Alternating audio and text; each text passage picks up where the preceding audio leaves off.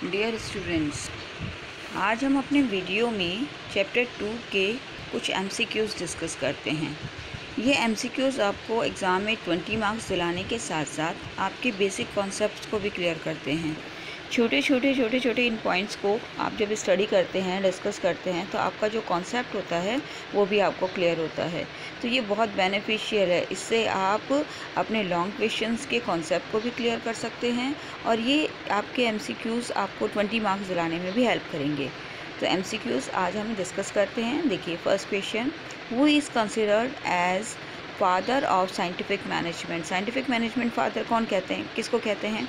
देखिए, general management की बात हो तो हेनरी फयोल आंसर होगा, पर कहीं भी अगर आपका साइंटिफिक मैनेजमेंट के नाम से अगर आता है तो आपको क्या आंसर देना है? हमेशा FW टेलर। आपका आंसर हमेशा क्या रहेगा? FW टेलर रहेगा, क्योंकि साइंटिफिक मैनेजमेंट से रिलेटेड हमेशा FW टेलर ही हैं। Second question, principal of management can not be. क्या नहीं कर सकते हम प्रिंसिपल ऑफ मैनेजमेंट में? डिफ़ाइन नहीं कर सकते? नहीं, हम उसे डिफ़ाइन कर सकते हैं। Applied anywhere? Yes, we can applied it anywhere. D, part of business? Yes, the principles of management are the part of the business. But C, tested in laboratories? नहीं, ये इनको लेबोरेटरीज़ में टेस्ट नहीं किया गया है। ये एक्सपेरिमेंट और एक्सपीरियंस के बेस पर बनाए हुए हैं। सो दैट इसका आंसर क्या होगा? Tested in laboratories. ये टेस्टेड नहीं है लेबोरेटरी में, बाकी सारी जो क्वालिटीज़ हैं वो इसमें है। Next question, question third, one head one plan is concern with the following principle of Fayol. One head one plan कौन सा प्रिंसिपल बताता है इसमें से? वन हेड वन प्लान का मतलब क्या हुआ कि एक प्लान होगा और उसका एक ही हेड होगा, तो कौन सा होगा? Unity of direction. Unity of direction क्या बताता है आपको? कि किसी भी सिमिलर नेचर के फंक्शंस को उसका प्लान बनाने के लिए एक ही प्लान होना चाहिए और एक ही उसका हेड होना चाहिए। ठीक है, यूनिटी ऑफ कमांड तो बताता है कि one boss one superior. Okay, fair remuneration बताता है कि सबको फेयर रेम्युनरेशन देना चाहिए। डिवीज़न ऑफ वर्क क्या बताता है? Work should be divided into small parts. Okay, तो ये सब इसको क्लियर नहीं करते, तो हमारा आंसर क्या होगा यहाँ पर? हमारा आंसर होगा unity of direction. Next question 4, which study of Taylor aims at eliminating unnecessary movement of an ensure timely completion of work। कि काम को टाइम पर कंप्लीट करने से रिलेटेड टेलर की कौन सी स्टडी या टेक्निक है? कौन सी स्टडी है जो टाइमली कंप्लीशन ऑफ वर्क पर ध्यान देती है और अननेसेसरी मूवमेंट्स को हटाती है? अनप्रोडक्टिव मूवमेंट्स जितने भी हैं, यूज़लेस मूवमेंट्स हैं, जैसे वर्क करते टाइम अननेसेसरी गो डाउन की तरफ जाना, वहाँ पर जाकर टाइम वेस्ट करके आना, या लेबर आपस में बात करने लग जाते हैं बीच में, तो वो अनप्रोडक्टिव जितनी भी मोशंस हैं उनको कम करना। तो वो कौन सी स्टडी करेगी आपकी? वो आपकी करेगी मोशन स्टडी। ठीक है, तो टाइम पर कंप्लीशन भी होना वर्क का, वो आपका कंप्लीट होगा मोशन स्टडी के through. Next, the principle of management can be changed according to the prevailing situation in organisation. This shows that management principles are, यानी मैनेजमेंट प्रिंसिपल को हम अपने ऑर्गेनाइजेशन की सिचुएशन के अकॉर्डिंग चेंज कर सकते हैं। ये रिजिड नहीं है, इनको टाइम टू टाइम सिचुएशन हम चेंज कर सकते हैं, हम जैसा चाहें उसे इसको वैसा बना सकते हैं। तो ये कौन सी प्रिंसिपल की कैरेक्टरिस्टिक्स हुई? ये हुई फ्लेक्सिबल, की मैनेजमेंट प्रिंसिपल्स आर फ्लेक्सिबल और सिचुएशन के अकॉर्डिंग हम इन्हें हैंडल कर सकते हैं, हम इन्हें चेंज कर सकते हैं। नेक्स्ट क्वेश्चन 6 देखिए, the principle which states that there should be good supervisor at all levels for smooth and systematic working of an organization is, यानी सिस्टमैटिक वर्किंग होने के लिए सभी जगह गुड सुपरवाइज़र, एवरी लेवल पे गुड सुपरवाइज़र होने चाहिए, जो ये देखते रहे, कंटिन्यू चेक करते रहे कि फंक्शनिंग स्मूथ हो रही है, सिस्टमैटिक हो रही है। नहीं, ये कौन सा करता है? नहीं, इक्विटी नहीं करता, क्योंकि ये तो डिस्क्रिमिनेशन की बात करता है। इनिशिएट नहीं करता, क्योंकि इनिशिएट तो ये कहता है कि सबको राइट है अपने सजेशन देने का, फर्स्टली आगे स्टेप उठा के अपना वर्क करने का। ऑर्डर कहता है कि सारे जो रिसोर्सेज है वो अपने प्लेस पर होने चाहिए, तो कौन कहेगा इसको? डिसिप्लिन कहेगा। तो डिसिप्लिन आपका ये क्लियर करता है कि जितने भी सिस्टम हैं वो सब बने रहने चाहिए, और जितने भी लेवल हैं उन सभी लेवल पे हमें क्या होना चाहिए? स्मूथ सिस्टमैटिक वर्किंग होनी चाहिए, और उसके एवरी लेवल पे गुड सुपरवाइज़र होने चाहिए जो स्मूथ फंक्शनिंग को प्रॉपर करवा सके। Next, the technique in which task of supervision is divided into several specialized functions and each function is untrusted to a specialist foreman is, यानी her work को specialise, ऐसी कौन सी टेक्निक है supervision की जो फंक्शंस को, सुपरविज़न के functions को, सुपरवाइज़र के फंक्शंस को अलग अलग उसमें डिवाइड करती है और उनकी स्पेशलिटी के अकॉर्डिंग उनको सुपरविज़न का वर्क देती है। तो वो कौन सी टेक्निक है? वो टेक्निक है आपकी कौन सी?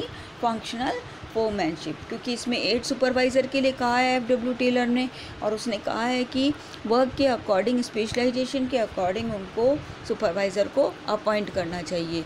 तो उसने 8 सुपरवाइज़र्स को अपॉइंट करने के लिए रिकमेंड किया है। तो इस क्वेश्चन का आंसर होगा D, functional foremanship.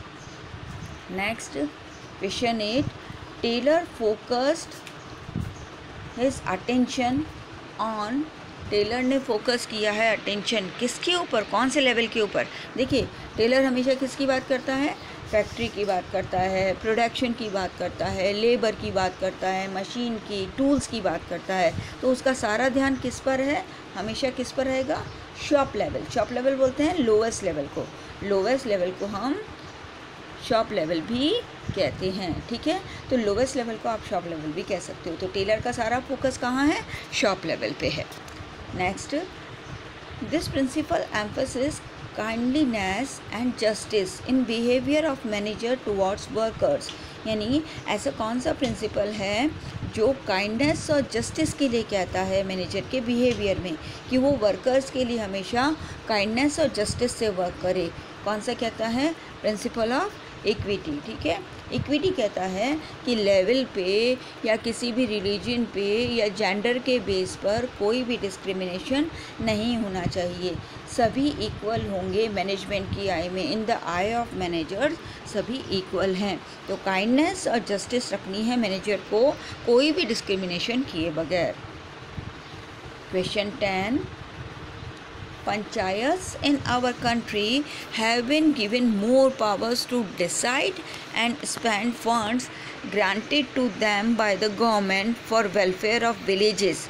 Identify the principle of management highlighted in the statement. यानी हमारी कंट्री में पंचायत बनी हुई है और वो पंचायत को क्या पावर दे रखी है गवर्नमेंट में कि वो अपने विलेजेस के वेलफेयर को वेलफेयर से रिलेटेड डिसीजन ले सकती है और फंड्स को स्पेंड कर सकती है उनके वेलफेयर में।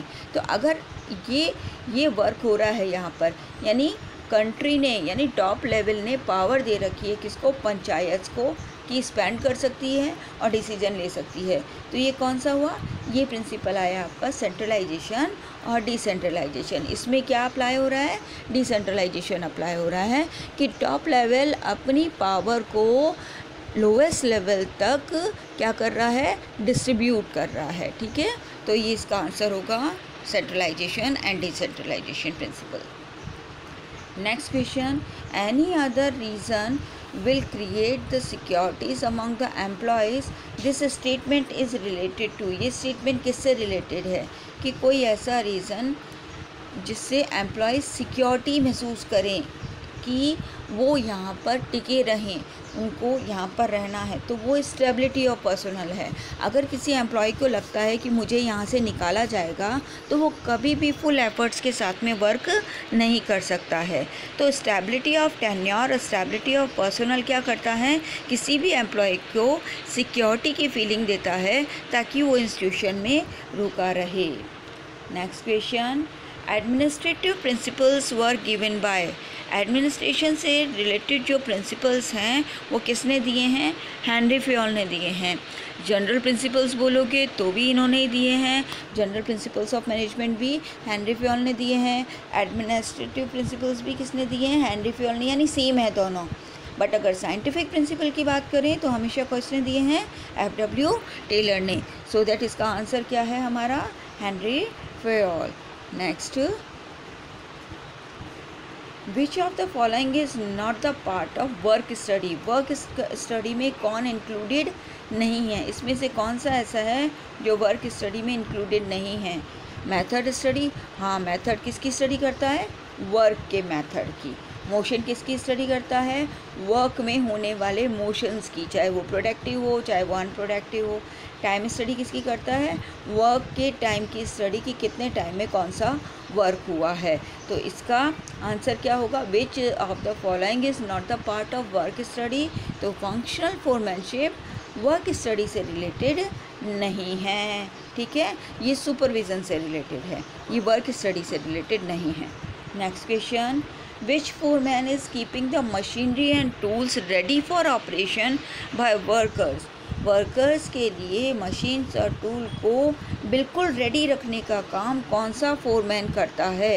वो कौन सा फोरमैन है जो टूल्स वगैरह को रेडी रखने का काम करता है? वो करता है गैंग बॉस. कि हाँ, सब कुछ रेडी है और गैंग अपना मशीन और टूल लेकर वर्क करने को रेडी है.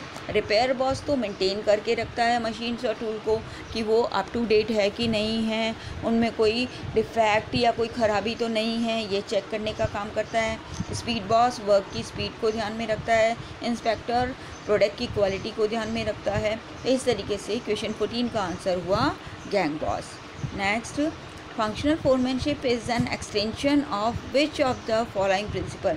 फंक्शनल फोरमैनशिप अगर देखी जाए, देखिए एफ.डब्ल्यू. टेलर का जो first principle division of work है वो क्या कहता है? Work should be divided into small parts. Okay, और उस एक स्मॉल पार्ट को उसके स्पेशलिस्ट से वर्क कराना है. पर फंक्शनल फोरमैनशिप कहती है, जो टेलर ने कहा है इसमें, कि ये तो कहती है कि सुपरविज़न के फंक्शन को 8 फोरमैन्स के थ्रू कराना है. यानी डिवीज़न ऑफ वर्क तो कहता है कि एक फोरमैन से कराना है, एक स्पेशलिस्ट से कराना है, और फंक्शनल फोरमैनशिप कहती है कि 8 सुपरवाइज़र से कराना है. तो अगर हम देखें कि डिवीज़न ऑफ वर्क का और बड़ा एक्सटेंशन कौन सी टेक्निक है टेलर की, तो वो है फंक्शनल फोरमैनशिप. यानी उसमें स्पेशलाइजेशन को डिवीज़न ऑफ वर्क में कहा है और स्पेशलाइजेशन के लिए ही किस में कहा है? फंक्शनल फोरमैनशिप में कहा है. डिवीज़न ऑफ वर्क में एफ.डब्ल्यू. टेलर ने कहा है कि work should be divided into small parts, और एवरी पार्ट को हम किससे कराएंगे? स्पेशलिस्ट से कराएंगे.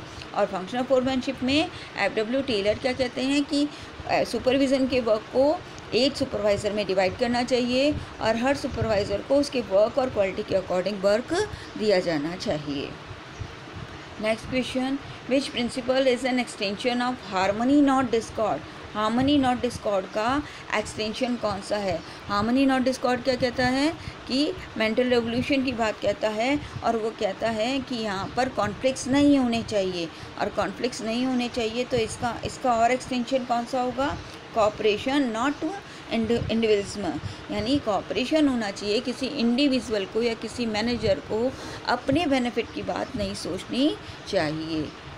Next, number of specialist in technique of functional foremanship. Functional foremanship में कितने फंक्शनल सुपरवाइजर्स को अपॉइंट करने की बात टेलर ने कही है?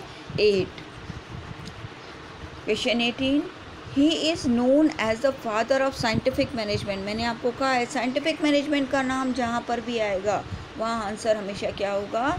F.W.. Taylor. Okay. Question 19, violation of principle of esprit de corps leads to.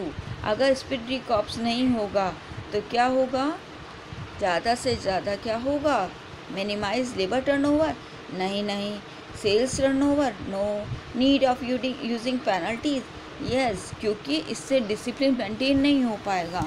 Split de corps का मतलब हुआ कि इस तरीके की फीलिंग लेकर आओ कि वो कॉपरेट होकर वर्क करने को रेडी हो, और जब वो कॉपरेट होकर वर्क करने के लिए रेडी नहीं होंगे, यानी इस तरीके की टीम वाली फीलिंग नहीं होगी, तो एक सबसे बड़ी प्रॉब्लम आएगी कि हमें बार बार पेनल्टीज़ देनी होगी, हमें बार बार पेनल्टीज़ की बात करनी होगी.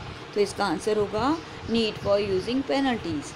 Question 20, which principle prevents dual subordination. Dual subordination को कौन रोकता है, यानी किसी भी एक सबॉर्डिनेट पे एक से ज़्यादा बॉसेस नहीं होने चाहिए। तो इस प्रिंसिपल को कौन क्लियर करता है, यूनिटी ऑफ कमांड।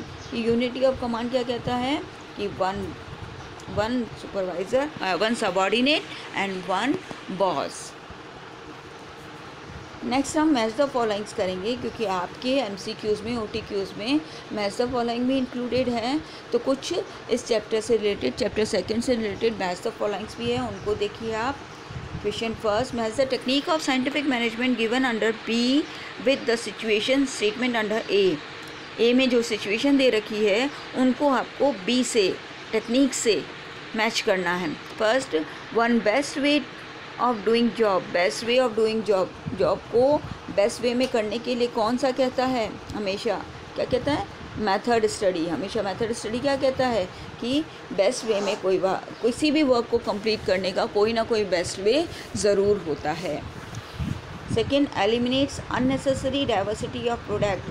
प्रोडक्ट की अननेसेसरी डाइवर्सिटी को कौन कम करता है, कौन हटाता है, प्रोडक्ट की अननेसेसरी जो पार्ट्स हैं उसको सिंप्लीफिकेशन हटाता है। Third, setting standards for business activities. Business activities के लिए, चाहे वो प्रोडक्शन हो, चाहे लेबर का वर्क हो, चाहे फाइनेंस का हो, सबके लिए स्टैंडर्ड डिसाइड करने का कौन सी टेक्निक बताती है, standardisation. Okay. And fourth, eliminates unnecessary movement. Unnecessary movement यानी अनप्रोडक्टिव मूवमेंट्स जो हैं उनको हटाना, कम करना, तो उसको बताता है motion study. Next, match the principles of management given under B with suitable statement given under A में जो सिचुएशन दे रखी है, स्टेटमेंट दे रखे हैं, उसको बी से हमें मैच करना है। First, minimising employees turnover. Employees turnover को कौन कम करता है, मतलब उससे रिलेटेड प्रिंसिपल कौन सा है, stability of turnover of stability of tenure of principle. Okay. Question second देखिए इसका, kindness and justice in behaviour of manager के बिहेवियर में काइंडनेस और जस्टिस होनी चाहिए, उसको कौन बताता है, इक्विटी बताता है। Third, fair pay and compensation और पे जो मिलता है एम्प्लॉयज़ को वो फेयर मिलना चाहिए और उनको उनकी एबिलिटी और उनके वर्क के अकॉर्डिंग मिलना चाहिए, वो कौन बताता है, fair remuneration. Fourth, priority of organisational interest over individual interest, यानी एक किसी सिंगल पर्सन या सुपीरियर के बेनिफिट को ना देखकर ऑर्गेनाइजेशन के बेनिफिट और इंटरेस्ट को देखना चाहिए, वो बताता है principle subordination of individual interest to general interest. Next, match the work perform by specialist foreman under functional foremanship given under A with the job assign to them under B, यानी आपको यहाँ पे मैच करना है कि कौन सा foreman कौन से वर्क को कंप्लीट करता है। तो फंक्शनल फोरमैनशिप के अंडर इसको बताना है, अकॉर्डिंग बताना है इसका। First, draft instructions to workers के लिए इंस्ट्रक्शन कौन बनाता है, इंस्ट्रक्शन कार्ड क्लर्क बनाता है। Second, check quality of work की क्वालिटी को कौन चेक करता है, इंस्पेक्टर करता है। Ensure proper working condition of tools और मशीन, टूल और मशीन की प्रॉपर वर्किंग कंडीशन है कि नहीं है, वो अप टू डेट है कि नहीं है, उसे कौन चेक करता है, रिपेयर बॉस चेक करता है। एंड एंश्योर डिसिप्लिन कौन मेंटेन करके रखता है, डिसिप्लिनेरियन करता है। Okay. Next, match the principle of management given under B with suitable statement given under A. देखिए, prevents dual subordination. Dual subordination को कौन हटाता है, यानी कौन सा प्रिंसिपल डुअल सबॉर्डिनेशन से रिलेटेड है, इसका आंसर होगा आपका डुअल सबॉर्डिनेशन को कौन कम करता है, यूनिटी ऑफ कमांड कम करता है। ठीक है। प्रिवेंट्स ओवरलैपिंग ऑफ एक्टिविटीज़ के ओवरलैप होने का मतलब है आपने एक वर्क प्रॉपर्ली किया नहीं और उससे पहले आप दूसरा वर्क करने लग जाते हैं, तो उसे आप क्या कहते हैं, ओवरलैपिंग ऑफ वर्क। तो ये कौन करता है, unity of direction. Okay.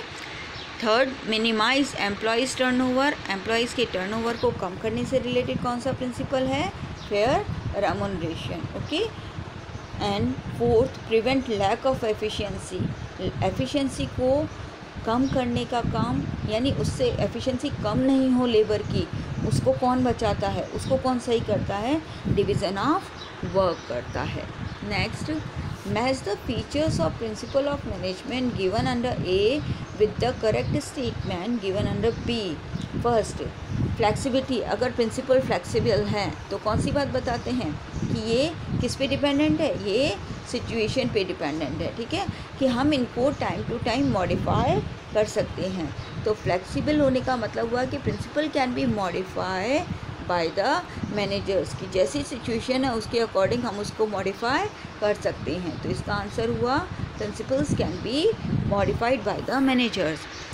Contingent यानी सिचुएशन पे डिपेंडेंट है कि हम जैसी सिचुएशन होगी उस अकॉर्डिंग उतनी अमाउंट में हम इन प्रिंसिपल्स को अप्लाई करेंगे, हम उसको ऐसे कैसे अप्लाई नहीं करते, सिचुएशन के अकॉर्डिंग अप्लाई करते हैं, तो होता है कंटीजेंट। तो ये हो गया फ्लेक्सिबिलिटी का, तो हो गया मॉडिफाई करने की पावर, और कंटीजेंट का मतलब हो गया कि सिचुएशन के अकॉर्डिंग हम इसे यूज़ करते हैं, प्रिंसिपल्स को यूज़ करते हैं।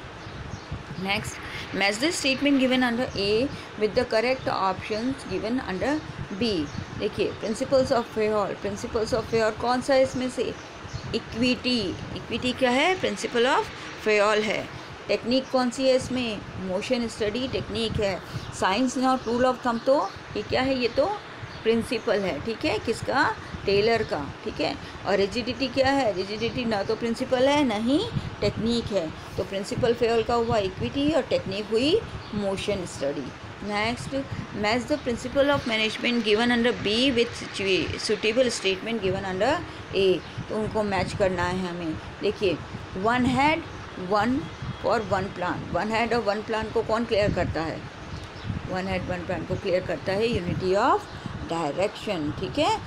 Use of we instead of I को रिप्लेस करना वी से, कौन बताता है इसको, स्प्रेडी कॉप्स, की हमेशा मैनेजर को कम्युनिकेट करते वक्त, एम्प्लॉइज से कम्युनिकेट करते वक्त आई के प्लेस पर क्या यूज़ करना चाहिए, वी यूज़ करना चाहिए। Third, similar wages for similar jobs, कोई डिस्क्रिमिनेशन नहीं होना चाहिए on the behalf of gender, religion, colour, caste, nationality, तो उसको कौन बताता है, equity. Fourth, right place for resources, हर रिसोर्स के लिए एक प्रॉपर प्लेस होना चाहिए और वो वहाँ पर अवेलेबल होनी चाहिए, इसको कौन सा प्रिंसिपल बताता है, ऑर्डर, ठीक है। Next question, match the statement given under A with the correct option given under B. First, scientific principles of management किसने बनाए हैं, साइंटिफिक प्रिंसिपल ऑफ मैनेजमेंट बनाए हैं एफ.डब्ल्यू. टेलर ने, एफ.डब्ल्यू. टेलर ने।